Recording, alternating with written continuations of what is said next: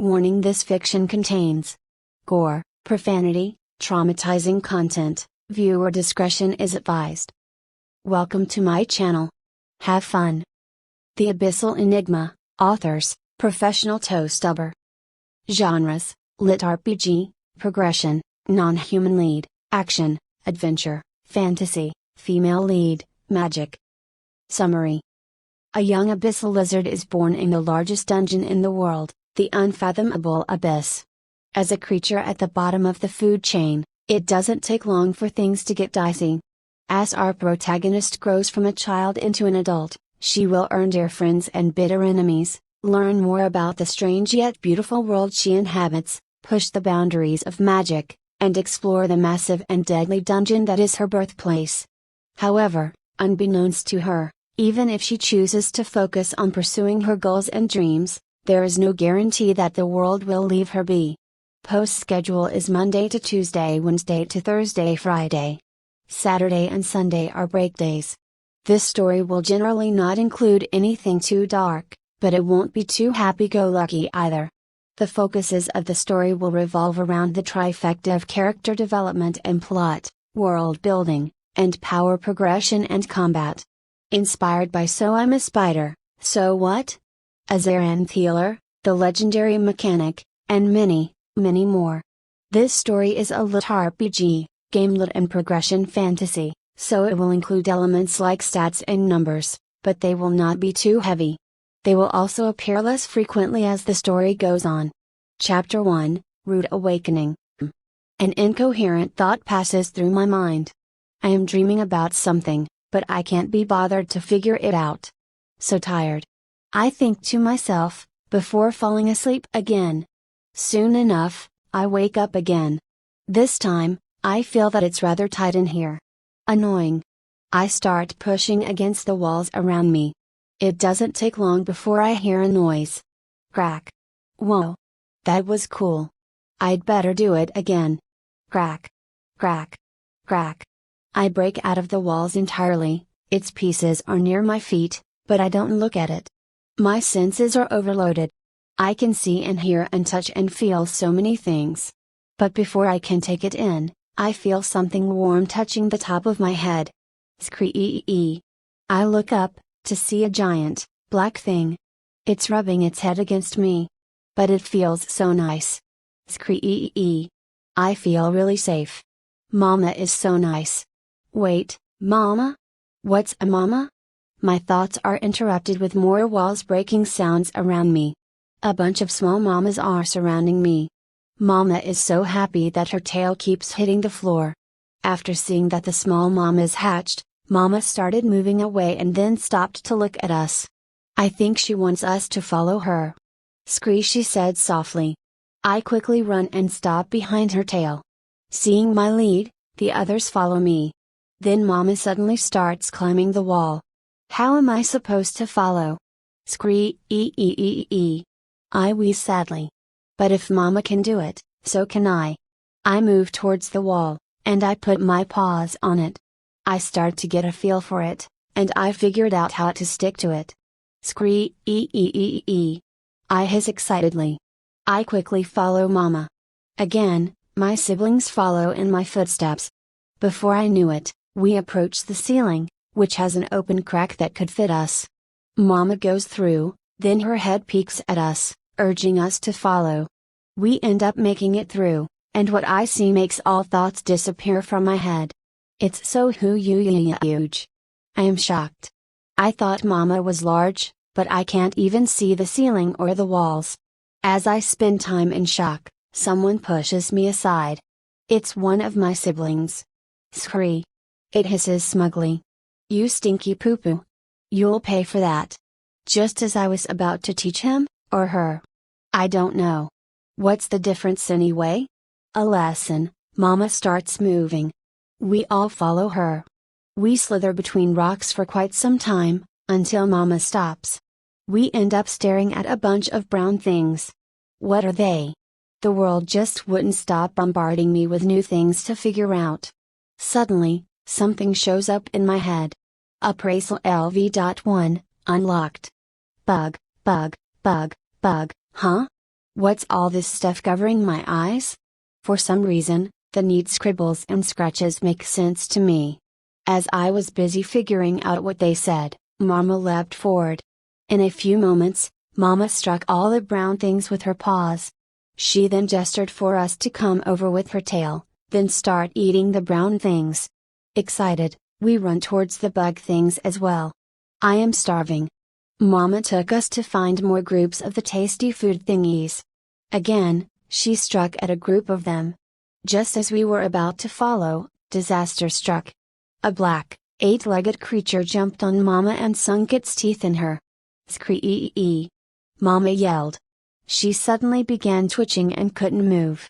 The creature then started climbing a white stringy thing, carrying Mama with it.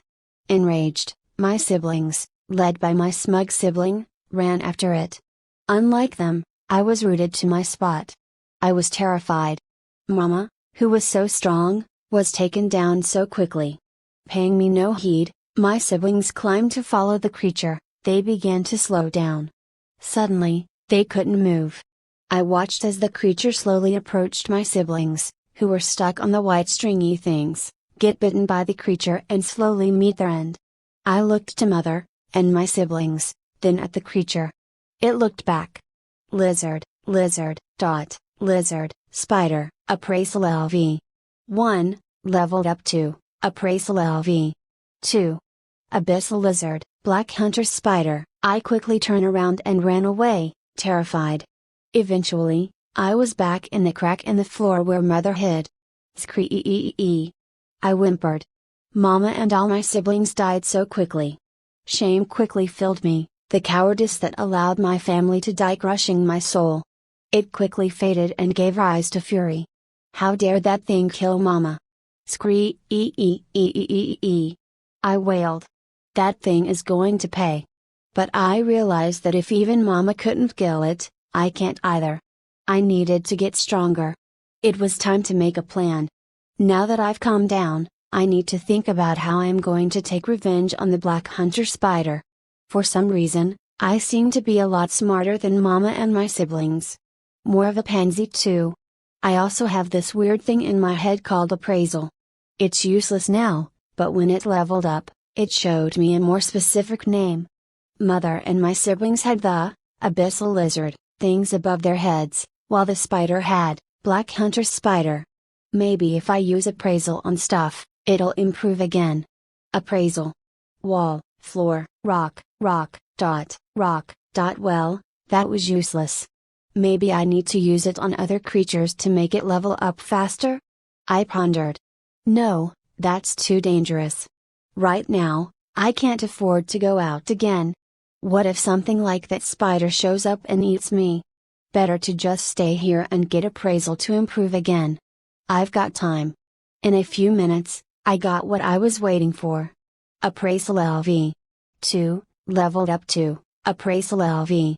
3. Yes. Now that I got it, it should show me more detailed information.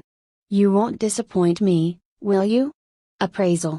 Obsidian wall, obsidian rock, obsidian ceiling. Well, that was not as useful as I thought. I have no clue what this obsidian stuff is. Just as I was about to give up on this skill and try to get something else to level up, I came up with a brilliant idea. I wonder what I'll see if I use appraisal on myself. Only one way to find out. Appraisal. Abyssal lizard, name, N.A., level 1, XP, 050, H. P, 1515, SP, 10 tenths, MP, 55, Vitality, 3, Strength, 1, Dexterity, 5, Intelligence, 2, Wisdom, 1, Racial traits, Claw strike, Night vision, Wall climbing, Lesser regeneration, Skills, Abyssal LV. 3, Titles, Sapient monster. Minutes later, after I picked up my jaw from the floor, I started to think about the menu in front of me. Can I use appraisal on the menu items as well? It's worth a shot. Abyssal lizard, a monster that is found in the top layer of the unfathomable abyss, and near the bottom of its food chain. Only known for its regenerative abilities. Round-Keth creature. Level. Higher levels lead to greater power. represents progress to the next evolution. XP, crystallization of experiences, reaching the experience limit allows for level ups. Vitality, represents endurance. Increases in vitality translate to greater resistance to the elements, strength in life force, and improvements in other related traits. Strength, represents physical power. Increases in strength translate to greater damage dealt by physical attacks, increased carry weight, and improvements in other related traits. Dexterity, represents finesse. Increases in dexterity translate to more precise movements, quicker reactions, and improvements in other related traits. Intelligence, represents magic power. Increases in intelligence translate to greater damage dealt by magic attacks, quicker cast speeds, and improvements in other related traits. Wisdom, represents strength of connection to the divine. Increases in wisdom translate to greater damage and strength of incantations, quicker accumulation of piety, and improvements in other related traits. Racial trait, abilities that are inherent in a species. May change as creature levels up or evolves. Claw strike, basic claw attack. Damage dealt relies on the strength attribute. Night vision, allows user to see better in areas with little light. Wall climbing, allows user to attach to climb vertical surfaces. Lesser regeneration, when out of combat, restore 1 HP. Every 20 minutes. Every 2 hours, 1% chance to regenerate a missing limb. Skill, special abilities possessed by living creatures. Earned through level ups, evolutions, titles, and other means. Appraisal, learn information about a creature or object. Can be obstructed by other effects. Title, earned through renown or feats, titles grant their owner special effects. Sapient monster, for some reason, you are a sapient monster. Whether that is a good thing depends on how you see it. What is this? Who said you could dump all that stuff into my brain? How am I supposed to remember any of that? Is this place called the Unfathomable Abyss? What is a rank F creature? What's a food chain, and why am I at the bottom of it? What does sapient mean? Scree. I bellowed, my hands on my head. I feel a splitting headache approaching. Chapter 2, Missions and Levels. Based on what appraisal is telling me, I need to raise my level to get stronger. I need to get this XP stuff to level up. But how do I do that? I pondered. Let's put that aside for now. I am starving. I need to find some more bugs to eat. I should test out the abilities that I have to make sure it goes as smoothly as possible. The most obvious one is Claw Strike, in my racial traits. Is this a skill I can activate? Only one way to find out. Claw Strike. Suddenly, my claw moves faster than I can follow, leaving 3 shallow cuts on the wall. Scree. I hiss excitedly. I can go and hunt for food with this. Hiding behind a boulder, I peek my head out. Ahead of me lay many of the same bugs. Seems like there is nothing to worry about here. I said, checking for any predators. Time for dinner. I lunge, activating Claw Strike. You have killed an Earthborn Beetle LV. 3. 1 XP awarded. You have killed an Earthborn Beetle LV. 2. 1 XP awarded. You have killed an Earthborn Beetle LV. 3. 1 XP awarded. Seems like killing things does give me experience. Lucky. I should continue to hunt, even if I am not hungry. The stronger I am, the safer I will be. I double check my stats to make sure that everything's fine. Level 1, XP, 1350, HP, 1515, SP, 7/10, MP, 55. Apparently, I can keep information from appraisal, in my view, and I can also make it fade away at will. This was a good harvest. On to the next one. You have killed an Earthborn Beetle LV. 2. 1 XP awarded. XP threshold met. Unnamed, Abyssal Lizard, levels up. Level 2, XP, 075, HP, 2020, SP, 1515, MP, 55, Vitality, 5, Strength, 2. Dexterity, 7. Intelligence, 2. Wisdom, 1. I suddenly feel a warm energy flowing through my body. I feel stronger. Scree. I hiss victoriously. As I dance happily over my victory, a prompt shows up in front of me. System feature unlocked, missions, mission issued, avenge your kin.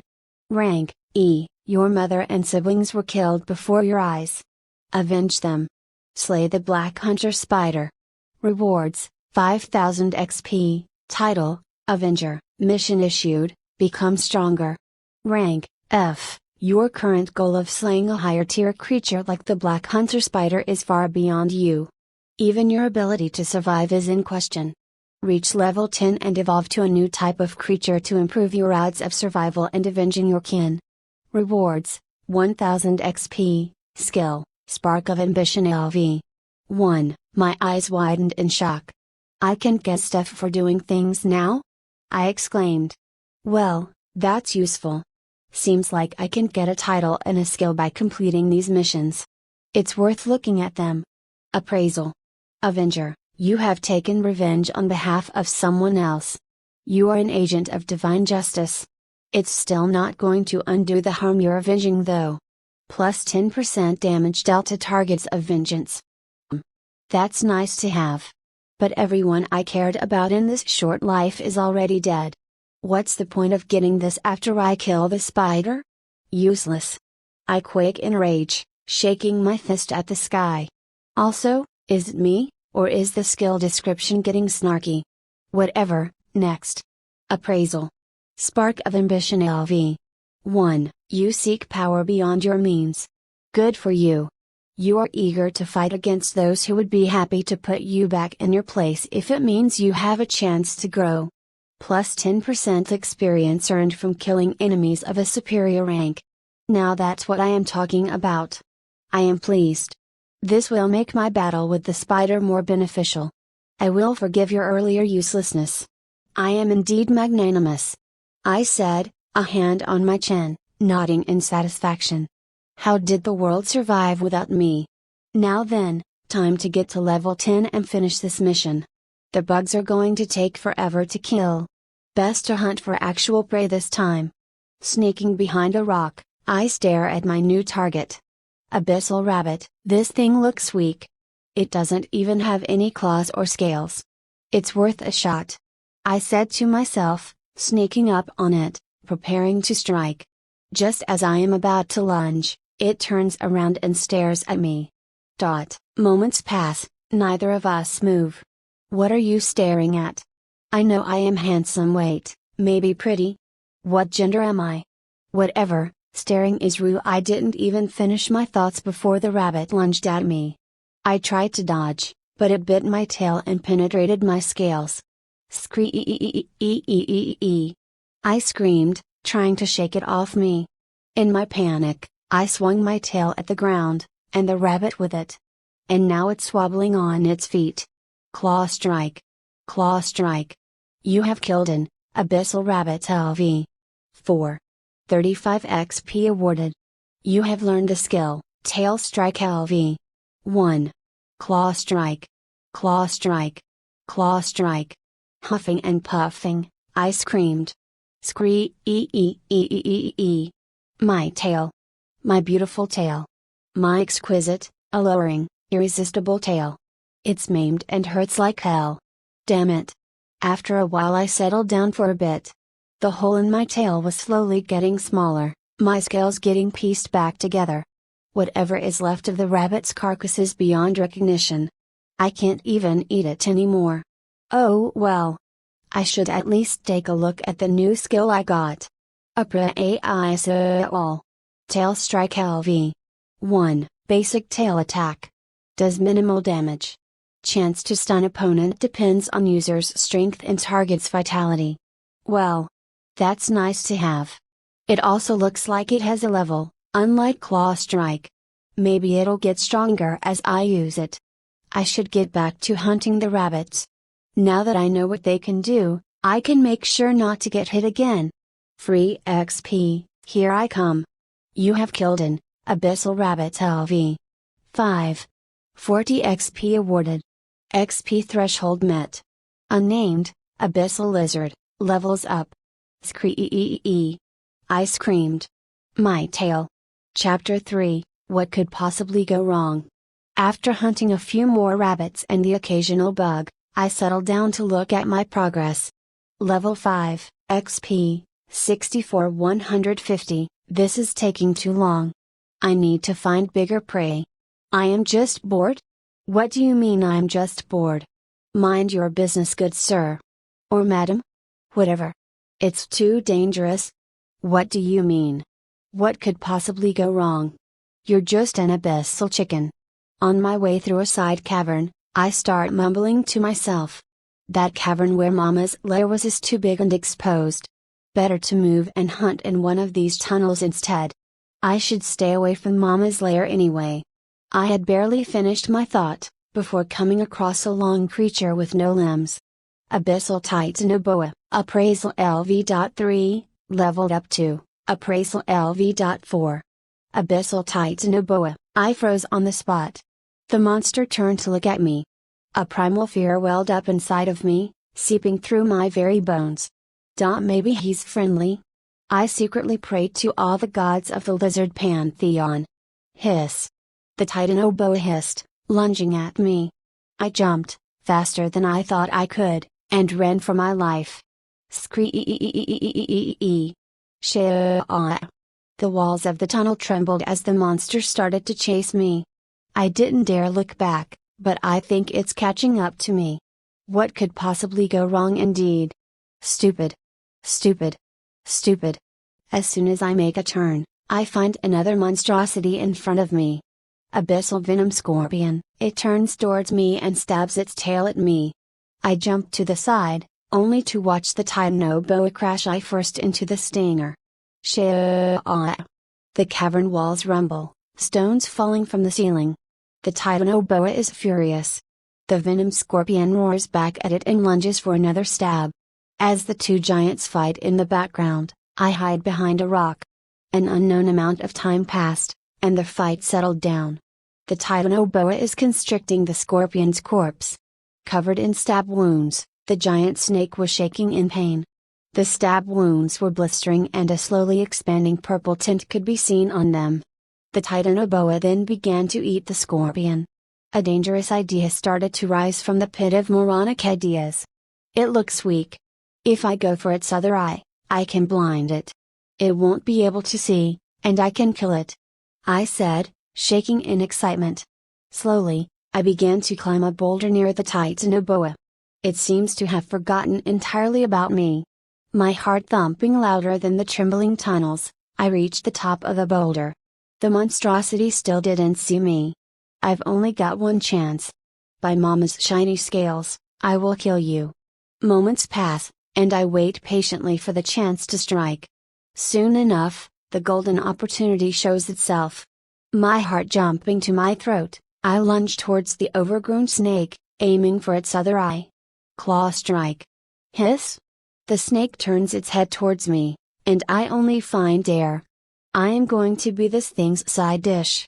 Screee. I screamed. Desperate, in the last moment before the Titanoboa is out of range, I threw out a Hail Mary. Tail strike. My tail struck at the Titanoboa's eye. Shah.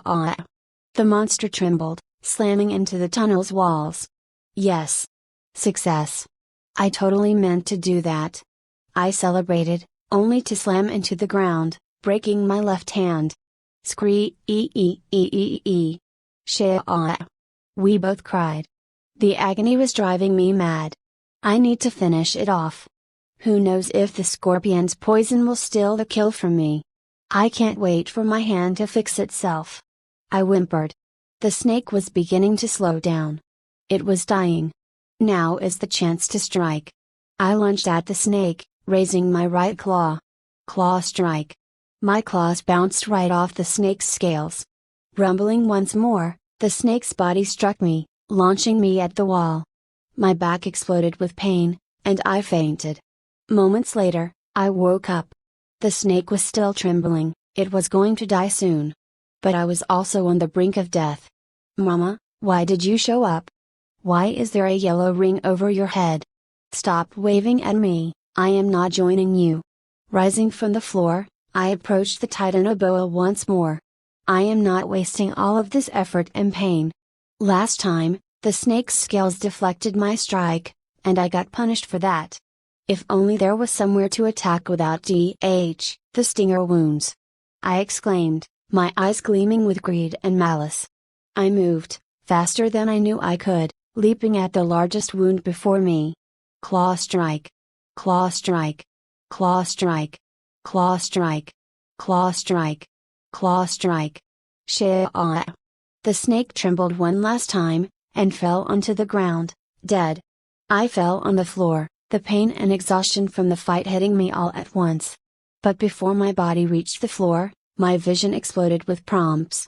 You have killed an Abyssal Titanoboa LV. 9. 3000 XP awarded. Skill obtained, Sneak LV. 1. Skill obtained, Ambush LV. 1. Title obtained, Predator's Bane. XP threshold met. Unnamed, Abyssal Lizard, levels up. XP threshold met. Unnamed, Abyssal Lizard, levels up. XP threshold met. Unnamed, Abyssal Lizard, levels up. Level cap reached. Evolution available. Hey. Hey. Hey. How on the abyss did I get all of this? Before I decided to take a look at the fruits of my labor, my pain brought me back to reality. None of this is going to matter if I end up dying here. I murmured. A look at my status reveals the critical state that I am in.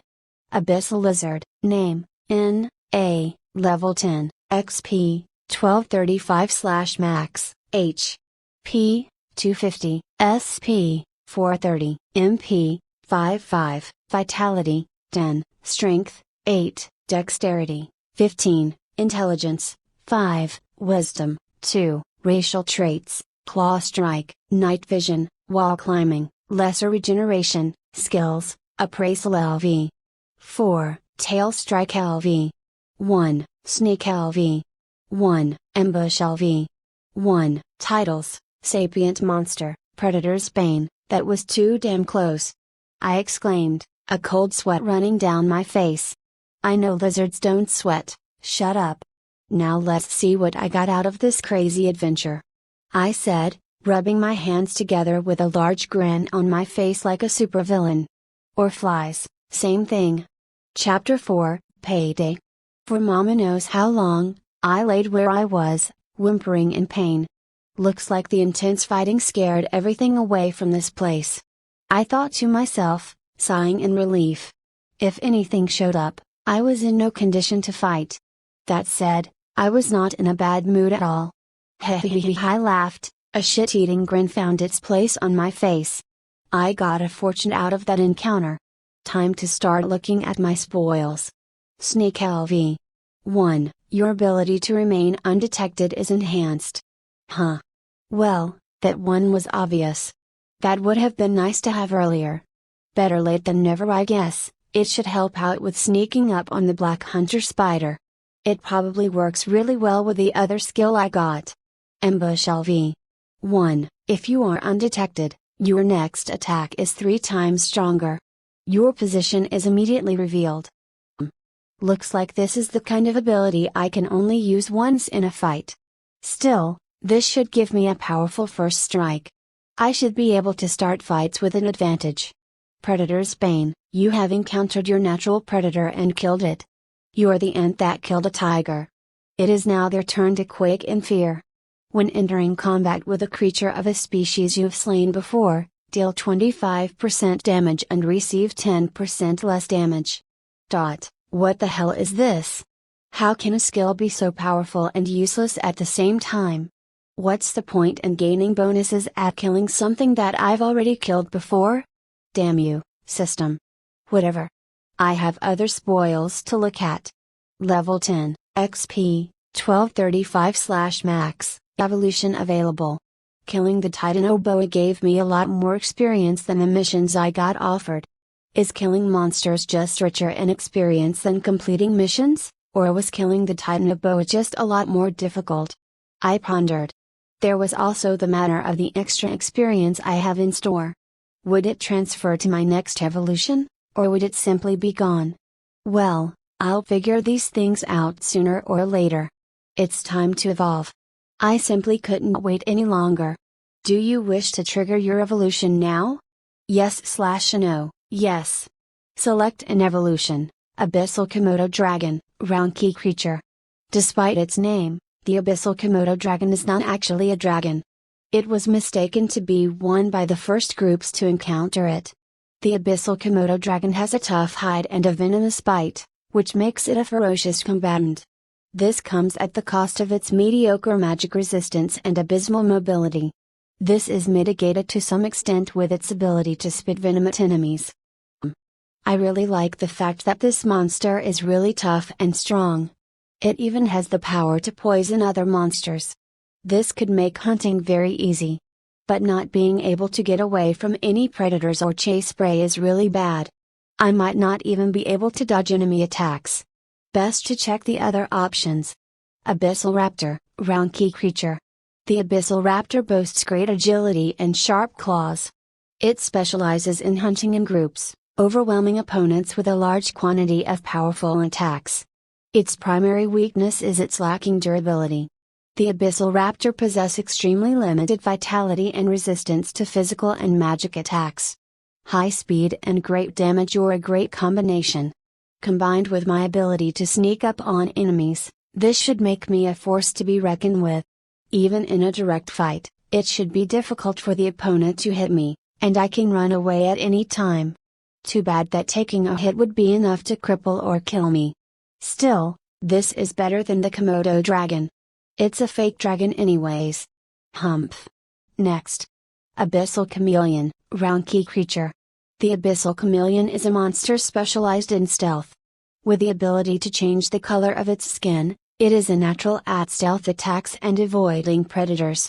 That is practically its only tool, as the rest of its abilities and attributes fall beyond the power of other rank key creatures. Look, I know I said stealth was really cool and useful, but what's the point if I have literally nothing else? Infernal Lizard, Secret Evolution Unlock Requirement, is a sapient creature. Seeking vengeance against another. Round key creature. This creature has dedicated its life to seeking revenge and unlocked a new evolution tree. Through the powers of the evil god of vengeance, Ozrag, this creature is capable of using forbidden incantations to deal devastating damage to its foes. Warning, this evolution path binds you to service of the evil god of vengeance forever, in life and in death. In an instant, I shuddered. I felt great danger from this evolution. It's even colored in red like the names of the Titanoboa and the Venom Scorpion. This is probably by far the most powerful option, but even the system put a warning for me. Who even is this evil god? A good lizard knows to trust its gut, and I am staying far away from this one. Grumbling to myself, I took a look at the last option. Abyssal Dracoling, Secret Evolution Unlock Requirement, is a reptilian species is below rank D has slain a higher ranked monster rank E creature. The Abyssal Dracoling is a powerful all-rounder, with resilient scales, agile movements, and powerful strikes. Its powerful vitality grants it a moderate regenerative ability. However, its greatest asset is its future potential. As an evolution for particularly ambitious and fearless reptiles, members of this species tend to attack more powerful monsters. As a result, not many of its kind get to capitalize on this future potential. Jackpot! This evolution doesn't have any specific weaknesses. It's also a secret evolution like the Infernal Lizard, so I probably wouldn't have gotten it normally. Killing the Titanoboa is really paying dividends. I wonder which one I am going to pick. I chuckled. Chapter 5, Pathetic Death. Do you wish to evolve into an Abyssal Dracoling? Yes. Evolution triggered. Evolution in progress. As soon as I saw these lines, I felt an intense pain echo throughout my entire body. I couldn't even whimper in pain as my body began to change rapidly. My body grew larger, my scales shrunk and became denser, with many more rapidly emerging to cover the parts that were exposed. My claws grew to 3 times their size, and I had a feeling that I can now pull them back in my hands. My legs became longer and thicker, and my tail grew to nearly half my size, and as thick as both of my legs at its base. My eyes became larger, and my pupils thinned into a line. My head grew to match my body, and I felt a number of new and serrated teeth take the place of the older ones, which fell to the floor. Even my tongue seemed to be tougher and made of teeth itself. As these changes permeated throughout my body, I felt a surge of power rush through me. Slowly, the changes began to slow, and the pain began to ease up. Evolution complete. You have evolved into an abyssal dracoling. Hehe. I am stronger now. I giggled to myself. As soon as I did, I started to feel an intense pain.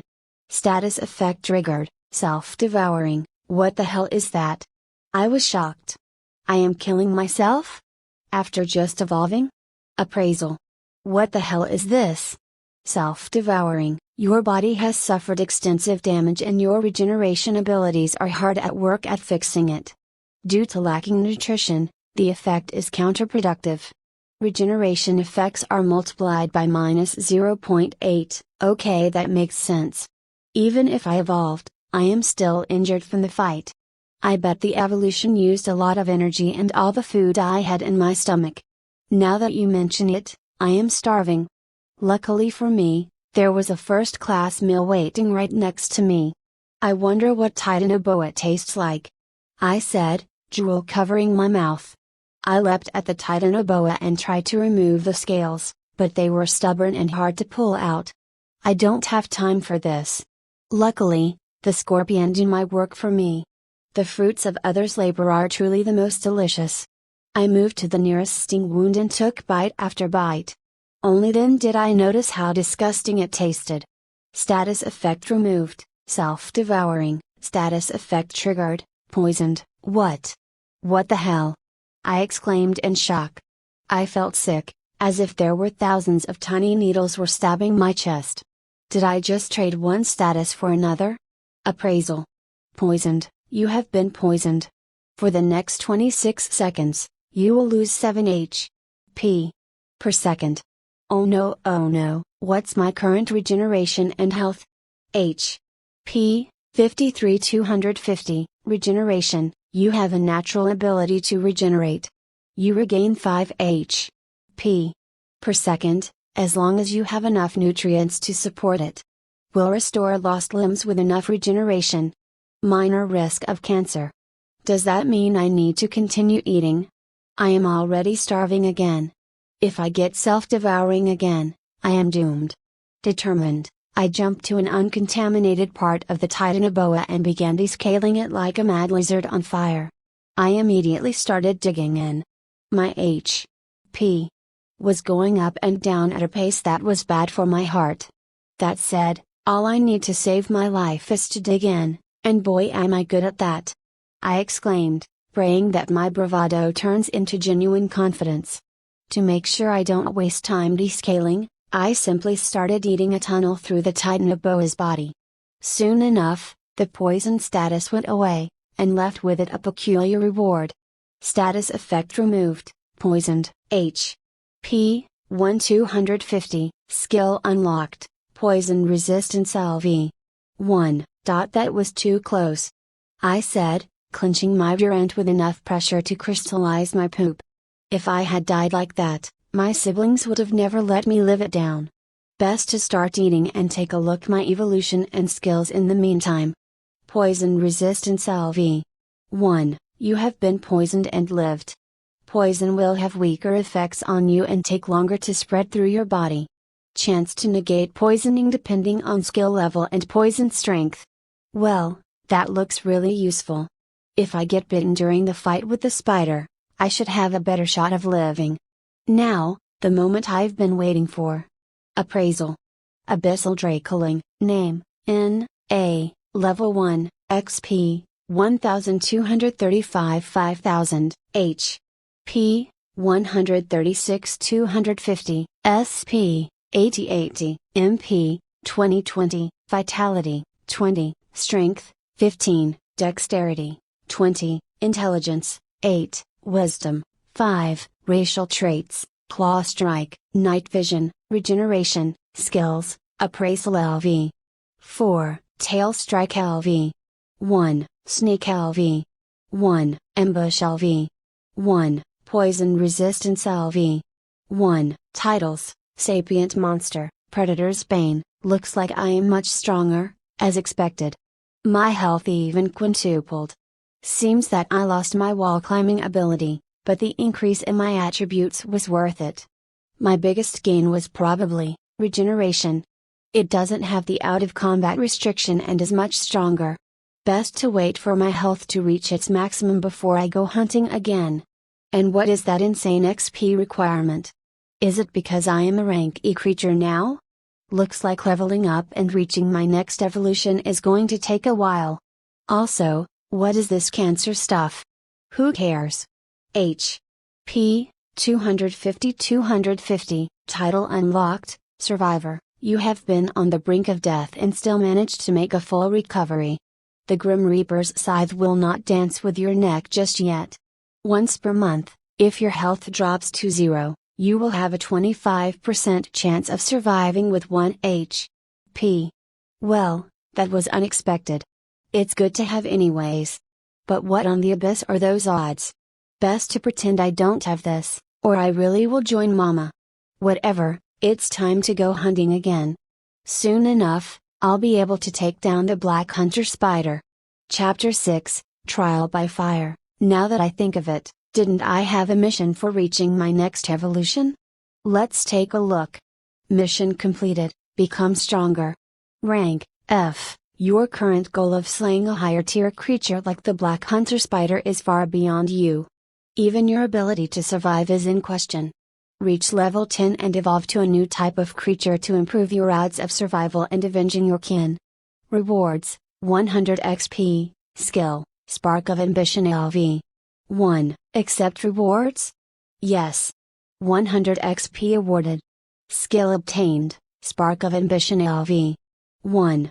Now leveling up should be easier. I said, watching the rank F mission fade away from the mission list.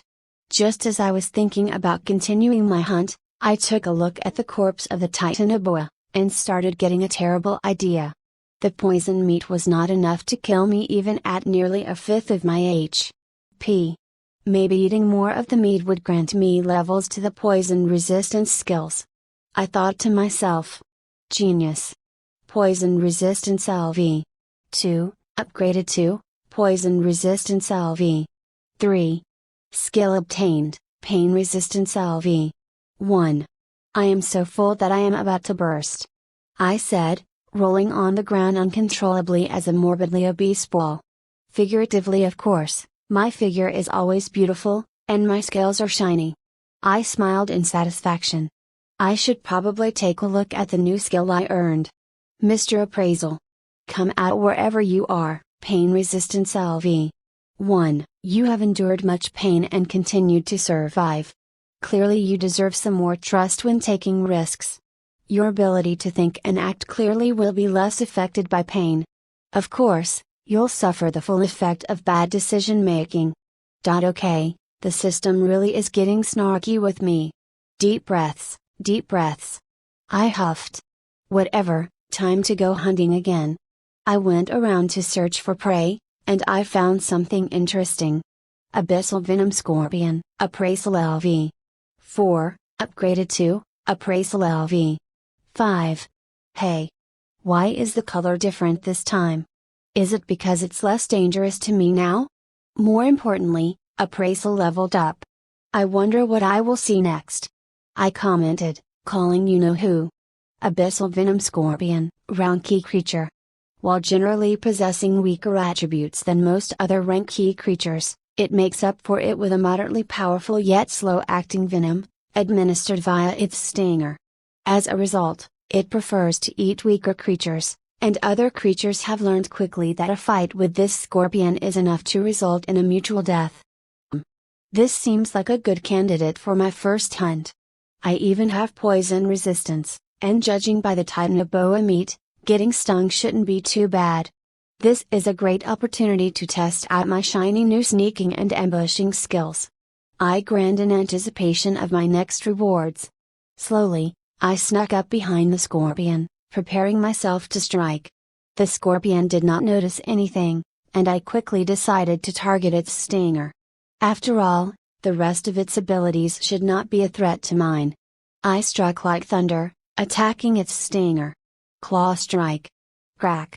Its stinger is cut halfway through, but is still attached. Without making a sound, the scorpion turned around and tried to keep me in place with its pincers. It was too weak to keep in place, but that was enough for the scorpion to take advantage and sting me. Status effect triggered, poisoned. Just you wait, you'll pay for that. Grrrr. I growled in fury, shocking myself with how deep my pitch was and how powerful it was.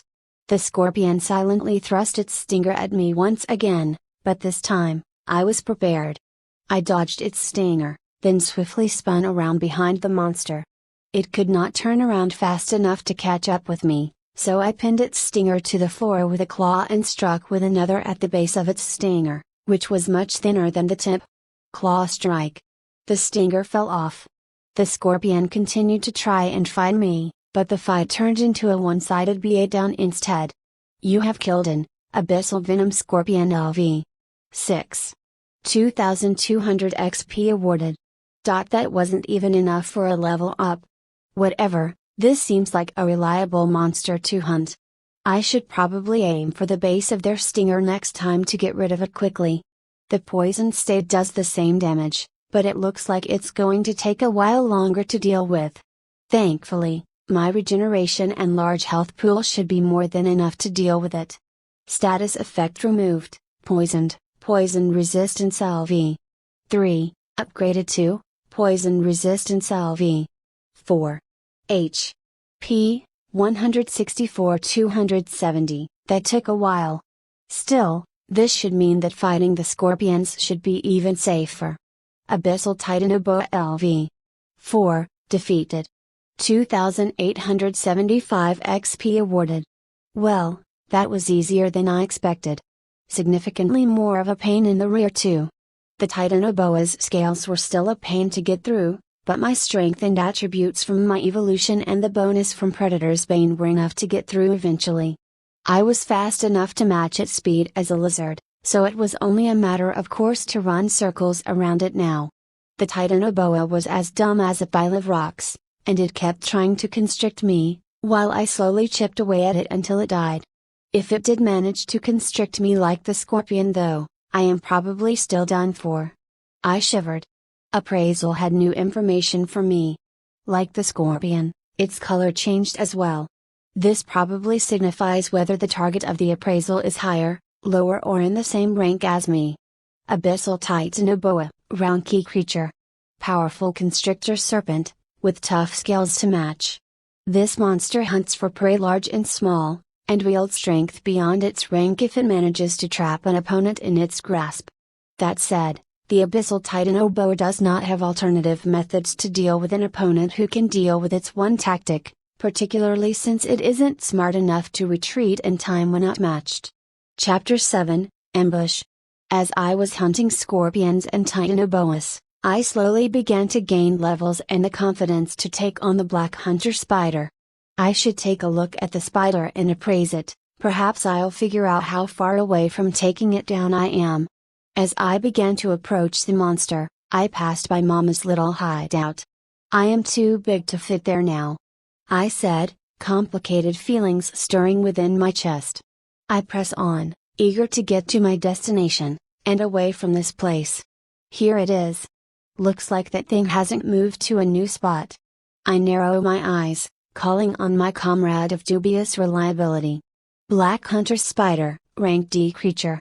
An ambush predator, the Black Hunter Spider relies on a brutal combination of stealth, adhesive webs, and a powerful paralyzing venom to take down prey many times its own size.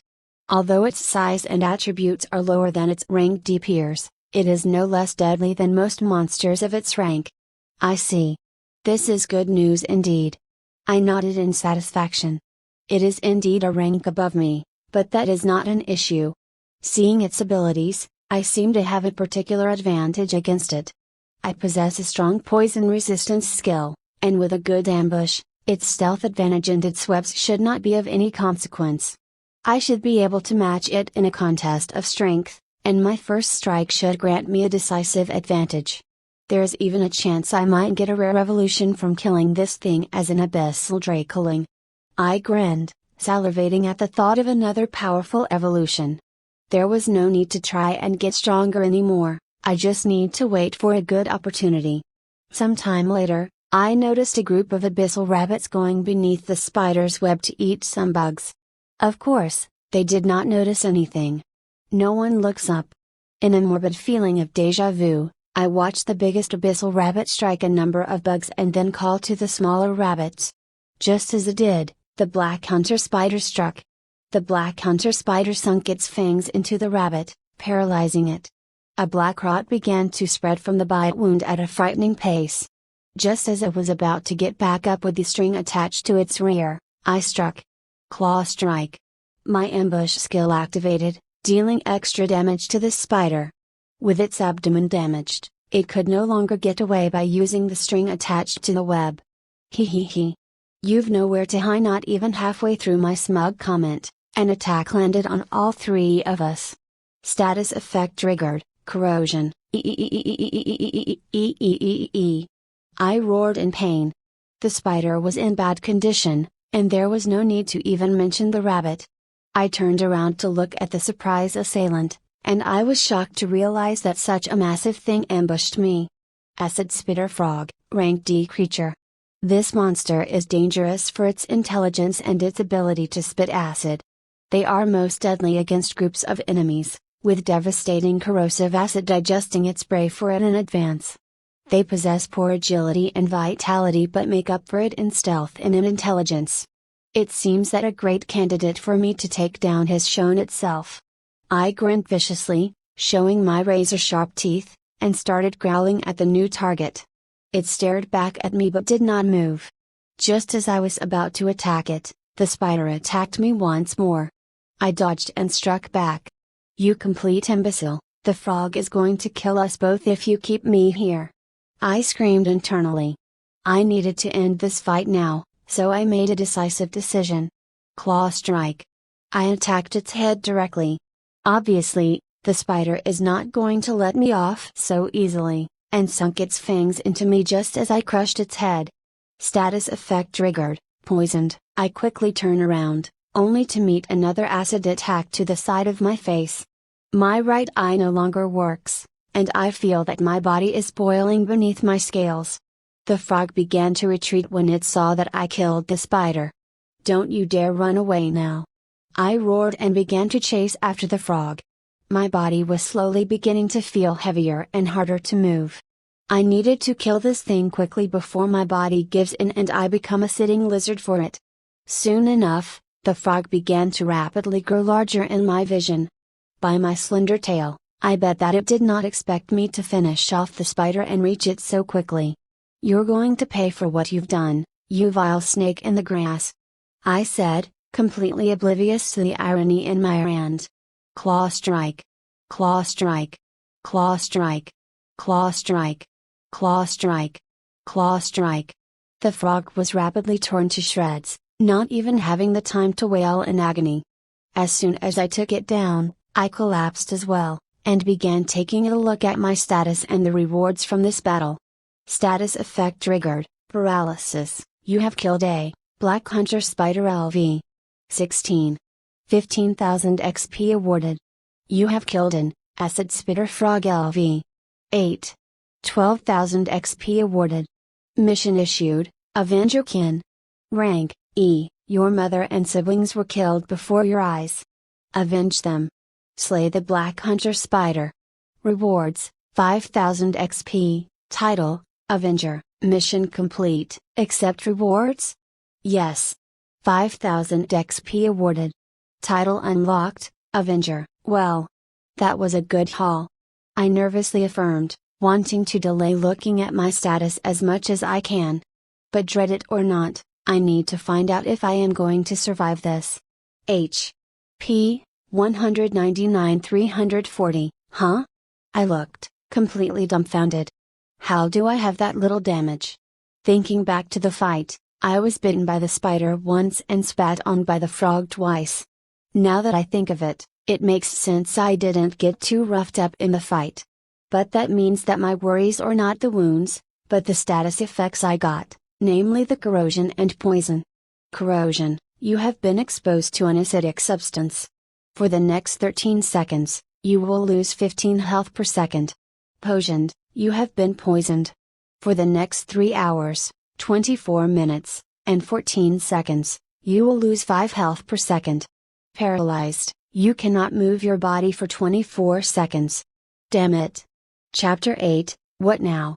Status effect removed, corrosion, H.P. 4340, that was too damn close. I sighed with relief. My regeneration and the poison's effect are equally matched, and that's after accounting for my level of poison resistance. It's just as stubborn as well, lasting for a few hours too. The spider really was a league above the scorpions. Status effect removed, paralysis. For now, I need to start eating the frog, the spider, and the rabbit to make sure my healing doesn't turn on me and kill me. That would be a pathetic way to die indeed. Status effect removed, poisoned. Now that that's done with, it's time to take a look at my gains from this encounter. Abyssal Dracoling, name, N.A., level 8, XP, 4397 23,000, H.P., 340 SP, 110 MP, 30 Vitality, 31, Strength, 26, Dexterity, 31, Intelligence, 13, Wisdom, 9, Racial Traits, Claw Strike, Night Vision, Regeneration, Skills, Abyssal LV. 5, Tail Strike LV. 1, Sneak LV. 2, Ambush LV. 2, Poison Resistance LV. 7, Spark of Ambition LV. 1, Corrosion Resistance LV. 1, Paralysis Resistance LV. 1, Titles, Sapient Monster, Predator's Bane, Survivor, Avenger. Well, the spider is dead. Now what? I pondered silently. So far, I've been running like a headless abyssal rabbit just trying to survive, and now I am strong enough to do just that. When I think about what I want to do next, only one thing comes up to mind instantly. I want to get stronger.